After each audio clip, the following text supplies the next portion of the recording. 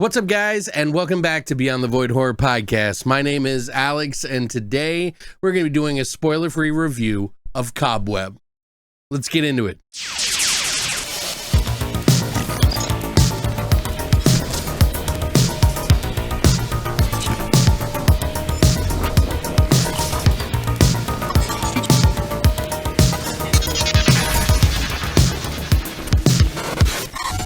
So yeah, new movie just came out and it was in the theaters. I didn't get to catch it. I did hear from my buddy from Sinister Cinema Reviews, Jason, who had said that this movie was actually pretty good. And I honestly, I'm glad I did. I'm sorry I waited even a day later to see it because I really enjoyed it. So I was kind of interested in seeing this. I didn't want to look into it. I didn't want to know what the story or anything was. I don't even know if I watched the trailer, to be honest with you. I just wanted to go into it fresh and watch a horror movie. So what is Cobweb all about? Well, it's about this young boy named Peter who is waking up in the middle of the night to some very problematic things, some knocking, some noises. He's not being treated well in school, so he's kind of the odd duck out of the group of kids at school. He gets picked on a lot, and his parents are a little uptight and kind of controlling. They are also pretty odd and weird, but Peter starts hearing this knock, it turns into a whisper, and then a voice, and then gets worse and worse and worse. And that knocking is coming from the walls of his own house. In his bedroom at night, mind you. Things start to unravel as he starts to find out a darker secret that his parents have been keeping from him. And it's a lot worse than you may ever even consider. Now, this is a movie that I really enjoyed. And I'm just going to tell you up front, probably the less you know about the movie, the more you'll enjoy it. But I will add this caveat. If you are a type of person who does not like to have movies kind of leave you wondering or questioning things, this is not going to be the movie for you. But if you like spooky, beautiful camera work, really unnerving acting and unsettling parents, and a weird what the fuck bananas finale, I think you might actually enjoy this. The oldest and strongest emotion of mankind is fear, and the oldest and strongest kind of fear is fear. H.P. Lovecraft. What did H.P. Lovecraft mean by that? He meant that the less you knew about what was actually happening, the more intense the scare and the fear you would have with the stories and probably the situations that you're in. Essentially saying that your imagination is always going to be infinitely more scary than anything else anyone could come up with.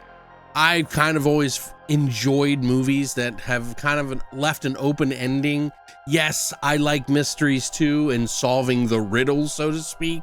But when it comes to horror, my personal thing is the objective is probably to scare you first, if it's intending to be a scary movie, and then, piecing it together maybe later. Some people find that leaving it open-ended is lazy or dumb or not very creative, but I think sometimes when you're creating things, you don't always have to explain everything to everyone that is enjoying your art. Let them interpret it for what it is. Now, that said, I have watched movies that didn't explain everything, and I really didn't enjoy them because I really wanted to know what went on. But I think if a movie does well at what it's supposed to do, like scaring you, then it's okay. I've been seeing a lot of reviews on this movie that have been one side or the other. People either love it or they don't like it at all. They think it's terrible or some sort of trick to them that they didn't get everything explained. Feels like we need to know everything in order to enjoy something. And to me, horror is that fear of that unknown. And so I don't always mind it. I enjoy having a little mystery that's unsolved and can let that go because the scares and the weirdness and the unsettlingness and the fear is actually pretty good. And in this case, in this particular case of this movie, it has an ending that does not satiate everybody. And I think for those people who don't really understand the tone or don't understand everything being explained out in some realistic fashion, like we're like making a real movie or something like that. I think it's going to really upset them. They're going to probably compare it to something like Malignant, where it's a little confusing for some people or too obvious. It's either too obvious or too mysterious. Like, I don't know where it is. But to me personally, I enjoyed this film. I thought the acting in it was really stellar. It's actually by a director by the name of Samuel Bowden, who has done the music video for Gojira, which was called Vacuity. It's a metal band. And he also did the TV series Marianne. Many other stuff like Tank, the acronym TV series, which I have no idea what it is. And he also had help from Chris Thomas Devlin, who did the writing for Texas Chainsaw Massacre and this movie. So those are his 2 credits. That could be bad for some already because some people didn't really like Texas Chainsaw Massacre, but I enjoyed it for what it was. I had a good time and had a good laugh, and I thought it was a lot of fun. But the cast is really great. You get Lizzie Kaplan from Cloverfield, Anthony Starr from The Boys, yes, Homelander, which was kind of an unsettling mix in this movie, but perfectly makes sense for his role in this movie. We also get Cleopatra Coleman, who was also in Infinity Pool, which is some people's favorite movie this year. Woody Norman, who plays the young boy who's off to a really great start in his career, as he did this movie and he did The Last Voyage of the Demeter as well, which is in theaters now. And I don't want to harp as to why people are, not enjoying this movie, because obviously they have their own personal taste, but it seems to do a lot of things right, and it also does things differently in a horror movie than I normally have seen. And I've seen thousands of fucking horror movies. Pretty typical tropes in these types of movies too, and this one kind of twists it and changes it, kills people that you wouldn't expect to die. Like there's some like pretty wild stuff in this film that is not only dark, but also kind of like spooky and unsettling. And when the parents kind of get going and start kind of hounding their son, and you start to figure out some darker things are going on behind the parents, and you don't know who and what is going on or who is the bad guy. And that sometimes is some of the best stuff in a film because it kind of makes you feel on the edge of your seat and thrilled. This movie really did some different things too, man. Let me tell you, like, I have not seen a movie just take a jump and a leap to do some things in this movie that most horror movies would never do. And I highly respect a movie that does that, that's willing to take a leap and also does something that is not been done before, because everything has been done just about. Now, there are some things in this movie that kind of makes you feel familiar, but I think it's more playing with those things in order to kind of spin you into a sort of redundancy that you're used to in horror movies, maybe. But I thought it was pretty genius. I liked the twist at the end. I liked the extra twist at the end, although the ending is a little confusing, and I even went to look it up, and a lot of people were really mad about the ending.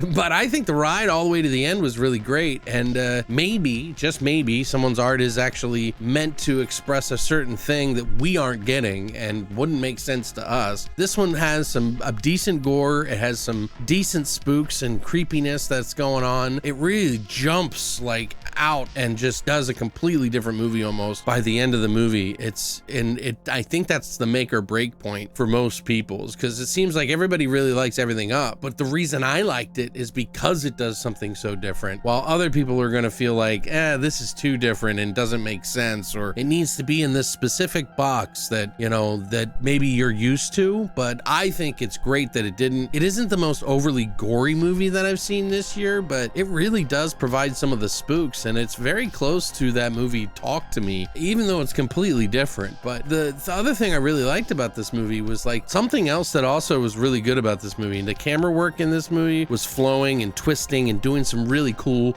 camera tricks that I thought was really fun and interesting, and it kept the movie pumping along. They have this really cool wake up moment in the movie that just the editing and the camera work with it was just fantastic. And not only that, some of the movements and the camera work with the music, which has this sort of lighthearted darkness to it that you would hear something like Donnie Darko, which has this kind of whimsical thing about it, but also kind of dark and twisted with this keystrokes and everything like that. And that's the music that is done by Drum and Lace, which is a composer from, I think, Italy, who's been doing some really interesting work. And I think it really fit this movie. It kind of gives it this like bigger picture while also kind of keeping it like feeling like a Fable.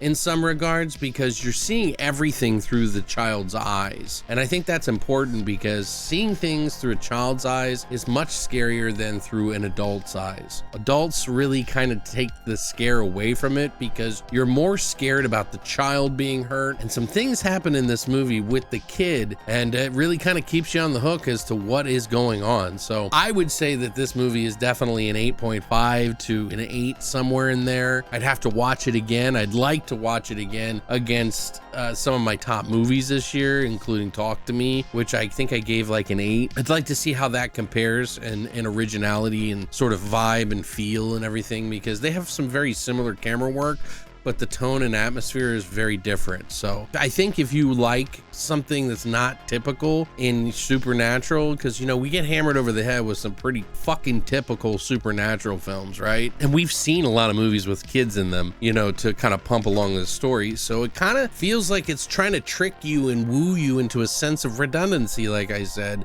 to really smack home and deliver this fucking bananas ending that goes all over the place, man. I was like, is the movie over already? And boom, the door gets kicked open and fucking all rules are off. Like, nobody is safe. Everything, you just don't know what's going on, and it's kind of a bizarre, wild, fun ride. And I really kind of enjoyed it, and I think more people should see it. But it might not be for you, so just know that going in. But I would love to hear what your thoughts are on this. If you're gonna see this movie, definitely give it a whirl. I think this is a must-see. It's only $6.99 to rent right now, and I think it's worth paying the price to find out. But if you think you should wait, you might be missing out one of the best movies this year. It's definitely going on my list for the top of the year so far. I don't know where it's gonna be in that list, but it's definitely going on there. So definitely impressed. And this is also produced by Seth Rogen. He had thrown some money at this for some reason, but you know, he's been doing a lot of production lately and doing producing. So he might've just thrown some money at it to help get it a boost. But thanks for coming by, guys. I really appreciate the support. I'm gonna be trying to get some more videos out this week. If you haven't listened to the podcast, it's up. You can check that out. We're gonna have one on Monday as well. That's gonna be dealing with some interesting sci-fi horror movies that are a little bit indie and smaller budget, so you'll want to listen to that. We always do a new episode on Monday, so tune into that. Check out the links in the bio here, and thanks for coming by, and as always, long live the void.